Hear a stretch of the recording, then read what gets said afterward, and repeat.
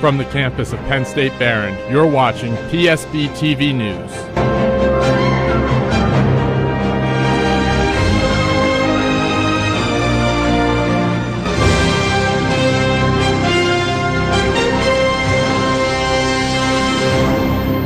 Welcome to PSB TV. I'm Nicole Green. And I'm Gianna Genatino.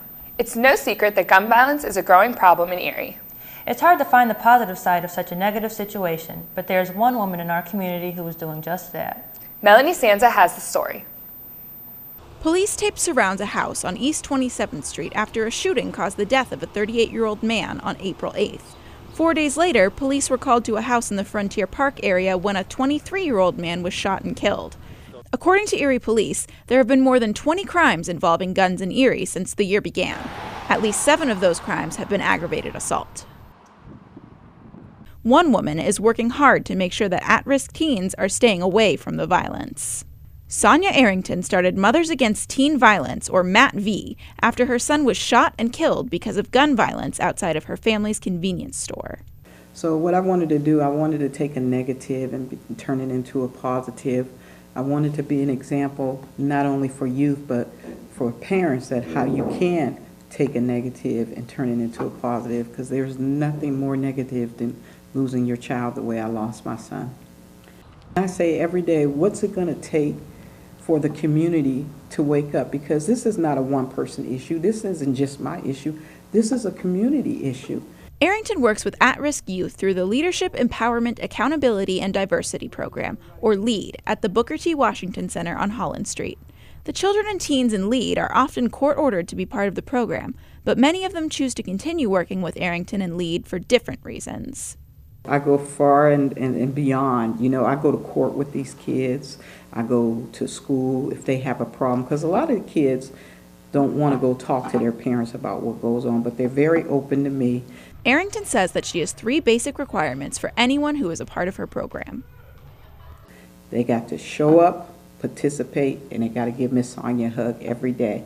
So I get a lot of hugs coming in, I get a lot of hugs going out, and that's mandatory. You know, when kids come in, and I get new kids every week, when they come in, they be like, "Are you serious?" I'm like, "Yeah, I'm serious." And everybody else like, "Yes, she is serious."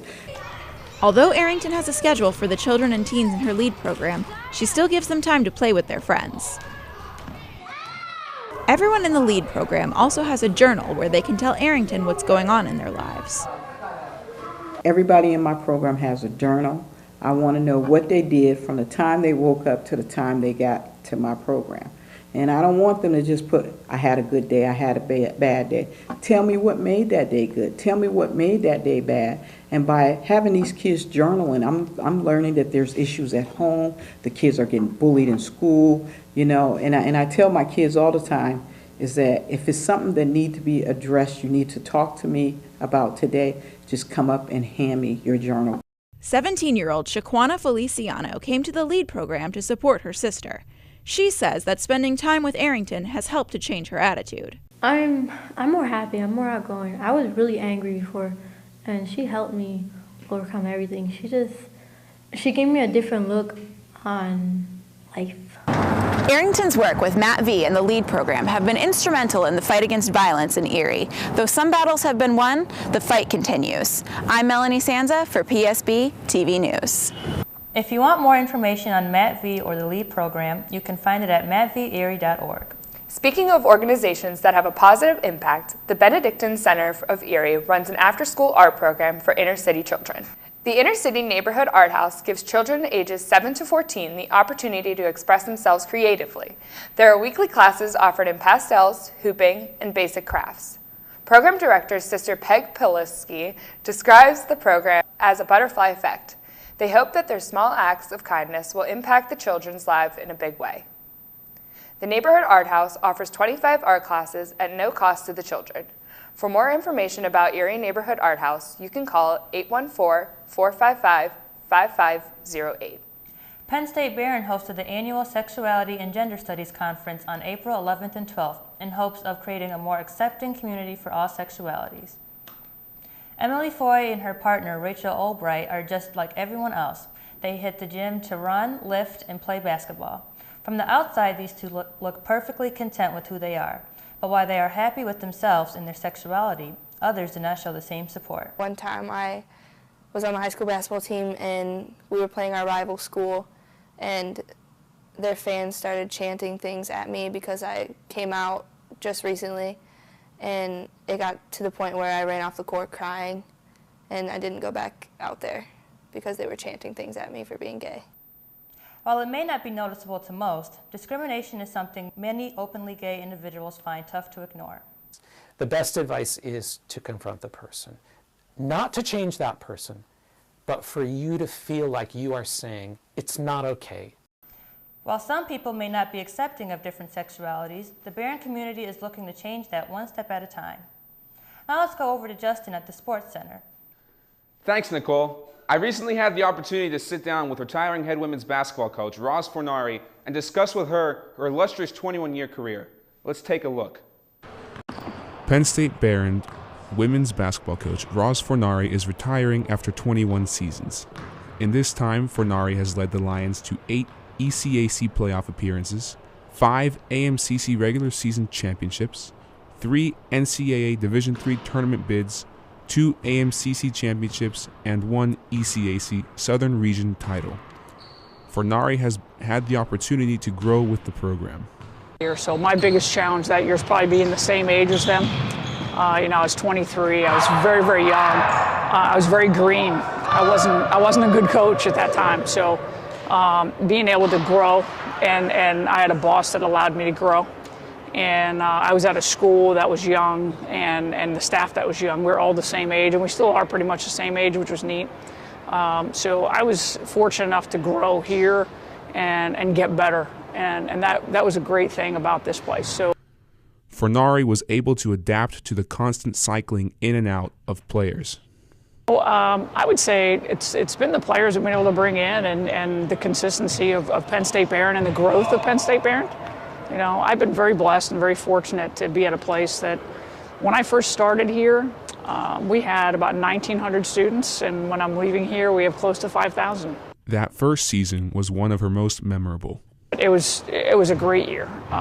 Those players are still around, and I still keep in touch with them. And for our program, it held the accountability of our program. It set the bar so high that we're always striving to be that team again.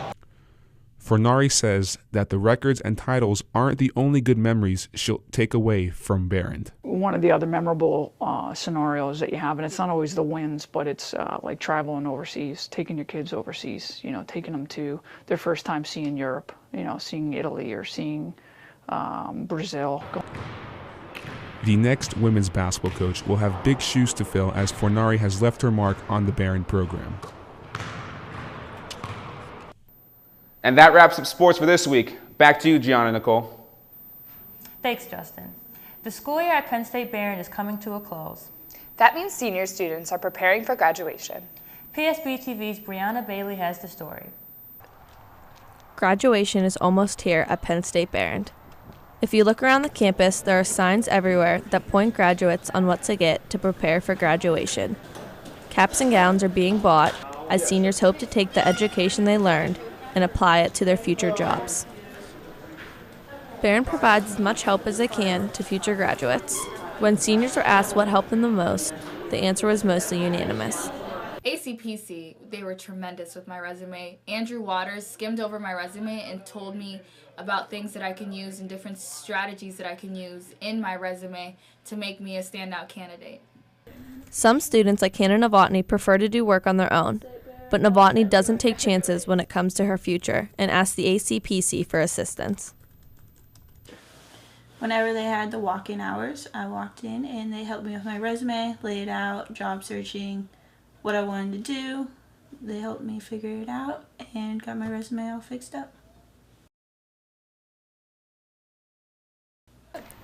Just because graduation is close doesn't mean students are slacking with their schoolwork. Students are still hard at work, making sure they don't fall behind.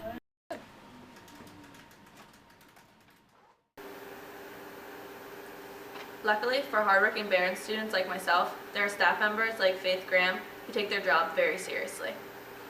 Students can have both a well-rounded learning experience and a well-rounded social experience that can carry on into their lives outside of completing their college degree. At the end of the year, classrooms that were once filled will be empty, and hallways will be bare. For graduating students, these last days of class will be the last times they will be here as a student. Brianna Bailey, PSB TV News. I'm really glad school is almost over. I know, I can't wait for summer. I know. Well, if the weather shows that it's summer, maybe I'll be more excited. Yeah. Well, that wraps up another news break here at PSB TV News. Thanks for watching. We'll see you back here next time.